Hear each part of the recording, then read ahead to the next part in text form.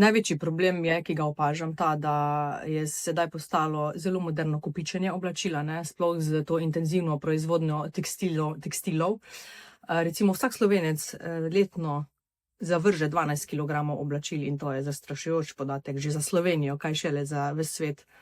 Opažam pa tudi pri strankah, na primer, ko prihajam k njim domov na organizacijo garderobe, koliko oblačil se v omarah kopiči. Ker recimo 80% našega časa mi nosimo 20% oblačil, vse ostalo leži nekje tam in to so kupi oblačil, mi pa še vedno dokupujemo. Zakaj, se je treba vprašati, ali s tem tolažimo sebe, ali se nagrajujemo s tem. Ampak koliko opažam, tudi stranke niso vesele, srečne, pomirjene, ko vidijo doma kupe in kupe oblačil, s katerimi pravzaprav ne vedo, kaj si naj začnejo. Tako da morda to ozaveščanje manj je več, a ne, in da bi bilo bolje nekaterim oblačilom dati priložnost, drugo priložnost.